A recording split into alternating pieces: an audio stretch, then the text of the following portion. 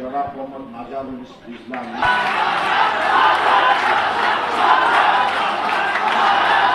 জাহাঙ্গীরনগর বিশ্ববিদ্যালয় কেন্দ্রীয় শিক্ষার্থী সংসদ জাকসু নির্বাচনে অভাবনীয় সাফল্য অর্জন করেছে ইসলামী ছাত্র শিবির।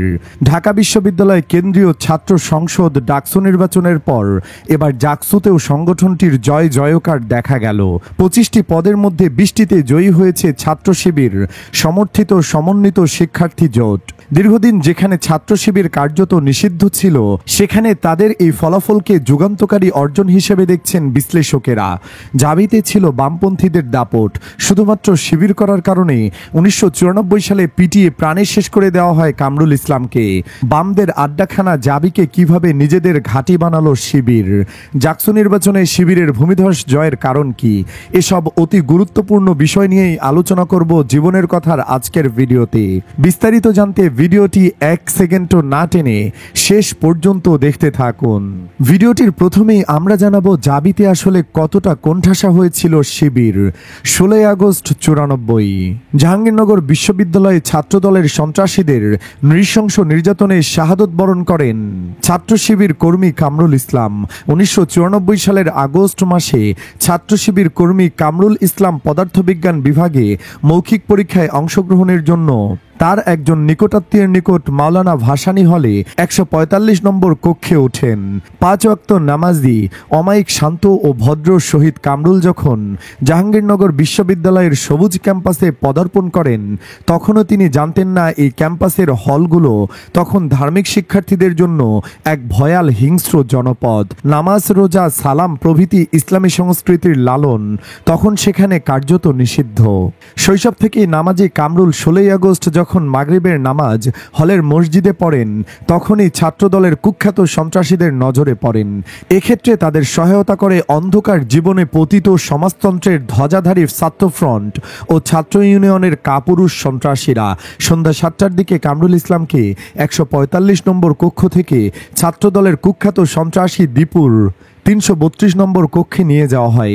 ছাত্রদলের কুখ্যাত সন্ত্রাসীদের নেতৃত্বে সে কক্ষে রাতভর নির্যাতন চালানো হয়।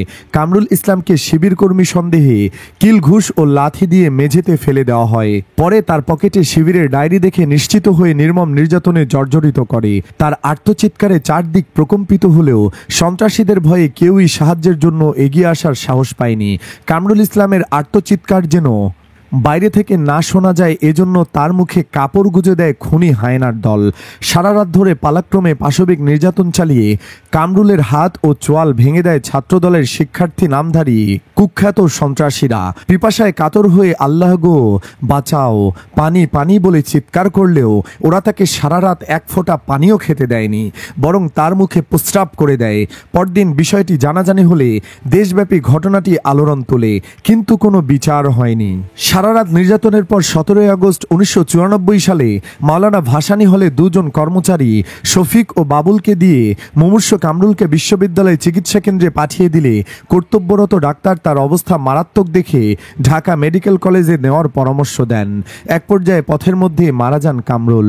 অবস্থা বেগতিক দেখে তারা ঢাকার দিকে না গিয়ে ক্যাম্পাসে ফিরে আসার সময়ে নব ফয়জুন্নেসা হলের পূর্বে ঢাকা আরিচা মহাসড়কের পাশে তার লাশ ফেলে দ্রুত স্থান ত্যাগ করে। মজলুমের আহাজারি আজও থামেনি জাহাঙ্গীরনগরে। হয়নি শহীদ কামরুলের বিচার। এ ক্যাম্পাসে পাখি মেরে ফেললেও যেখানে শাস্তির বিধান হতো, কিন্তু শিবির বলে কামরুল আজও বিচার পায়নি। এভাবে গত কয়েক দশক ধরে প্রকাশ্যে ইসলামী ছাত্র শিবিরের উপস্থিতি দেখা যায়নি জাহাঙ্গীরনগর বিশ্ববিদ্যালয়ে। ছাত্র জনতার অভ্যুত্থানে ক্ষমতাচ্যুত আওয়ামী লীগ সরকারের সময় কঠোর দমননীতি তাদের কার্যক্রমকে আরও সীমিত করে। তবে গোপনে ছাত্রলীগের ছায়ায় মিশে রাজনীতি ধরে রেখেছিল শিবিরের একটি গ্রুপ। 2024 সালের জুলাই আগস্টের পর অভ্যুত্থানের পর রাজনৈতিক অঙ্গনে উন্মুক্ত হলে শিবির প্রকাশ্যে আসে। 1 বছরের মধ্যে তারা নিজেদের সংগঠনকে শক্তিশালী করে দৃশ্যমান করে তোলে। এর ফলে জাকসু নির্বাচনে শিবির সমন্বিত শিক্ষার্থী জোট গঠন করে তারা অভাবনীয় সাফল্য অর্জন করে। তাদের জয়ী হওয়ার পেছনে কিছু কারণ উল্লেখ করেছেন বিশ্লেষকরা। আওয়ামী লীগের পতনের পর আন্ডারগ্রাউন্ড থেকে প্রকাশ্যে আসা লিবারেল অ্যাপ্রোচ গ্রহণ, ব্যক্তিগত ইমেজ ও সংকটকালে পাশে থাকার কৌশলই শিবিরকে জয়ী করেছে। অন্যদিকে সাবেক ছাত্রলীগ নেতা শফিউল হাসান চিশতির মতে জাবিতে শিবির সবসময় ছিল শুধু আড়ালে রাজনীতি করেছে। আশপাশের গ্রামে তাদের শক্ত ঘাঁটি রয়েছে, যা হাসিনার পতনের পর আরও শক্তিশালী হয়ে ওঠে। বিশ্লেষকেরা মনে করছেন, জাহাঙ্গীরনগর বিশ্ববিদ্যালয় কেন্দ্রীয় শিক্ষার্থী সংসদ জাকসু নির্বাচনে ছাত্র শিবিরের জয় কেবল কৌশল বা কাকতালীয় নয়, এর পেছনে রয়েছে ছাত্র শিবিরের দীর্ঘমেয়াদী পরিকল্পনা, সংগঠিত নেটওয়ার্ক ও কার্যকর কর্মকাণ্ড। চলুন বামদের আস্তানায় শিবিরের ঘাঁটি গাড়া এবং এই নির্বাচনে ভূমিধস জয়ের কিছু কারণ জেনে নেওয়া যাক। নাম্বার 1, কৌশলী ও পরিকল্পিত রাজনীতি। 90-এর দশকের পর থেকে জাবি ক্যাম্পাসে গোপনে তাদের কার্যক্রম চালু ছিল এবং ধীরে ধীরে নেটওয়ার্ক বাড়ানো হয়েছে। দীর্ঘ 1.5 দশক ধরে আওয়ামী লীগের শাসনামলে ছাত্রলীগের একচ্ছত্র আধিপত্য থাকলেও শিবির গোপনে ছাত্রলীগের সঙ্গে মিশে রাজনীতি সচল রাখে। ছাত্র শিবিরের একাধিক নেতার মতে এটা তাদের কৌশল ও পরিকল্পনার অংশ ছিল। অনেকে অভিযোগ করেন, যারা ছাত্র আন্দোলনে ছাত্রলীগ থেকে পদত্যাগ করেছেন তাদের মধ্যেও গোপনে শিবিরের সংযোগ ছিল। আবাসিক হল থেকে রাজনীতি চালিয়ে শিবির সবসময় ক্যাম্পাসে উপস্থিত ছিল। নাম্বার 2, গণরুম ও জোর করে মিছিলে নেওয়ার সংস্কৃতির বিরোধিতা। জাবি আবাসিক বিশ্ববিদ্যালয় হলেও প্রথম বর্ষের শিক্ষার্থীদের অনেককে গণরুমে থাকতে হয় এবং জোর করে মিছিলে নেওয়া হয়। এতদিন ছাত্রলীগ এটাই করে আসছে। ক্ষমতাসীন ছাত্র সংগঠনের নেতারা নিজের রুম একাই দখলে রাখেন, অন্য শিক্ষার্থীদের বাধ্য করেন গণরুমে থাকার জন্য। কিন্তু গত 1 বছরে এটাতে পরিবর্তন এসেছে। সরাসরি শিবিরের বিরোধিতা করেছে। এই সংস্কৃতির বিরোধিতাই সাধারণ শিক্ষার্থীদের মনে আস্থা তৈরি করেছে এবং শিবিরের পক্ষে ভোটের কারণ হিসেবে কাজ করেছে। নাম্বার 3, ছাত্রলীগ ও ছাত্রদলকে একই কাতারে বিচার। শিবিরের প্রচারণায় বলা হয়, আদর্শ ও আচরণগত দিক থেকে ছাত্রলীগ ও ছাত্রদলের মধ্যে তেমন তফাৎ নেই। গণরুম, গেস্ট কালচার, জোর করে মিছিলে নেওয়া, চাঁদাবাজি ও টেন্ডারবাজি সহ নানা অনিয়মের প্রভাব শিক্ষার্থীদের আস্থা শিবিরের দিকে নিয়ে এসেছে। অন্যদিকে ছাত্রদল সম্পূর্ণ ব্যর্থ হয়েছে এটা প্রমাণ করতে যে ছাত্রলীগ আর ছাত্রদল এক নয়। নাম্বার 4, ছাত্রী সংস্থার গুরুত্বপূর্ণ ভূমিকা।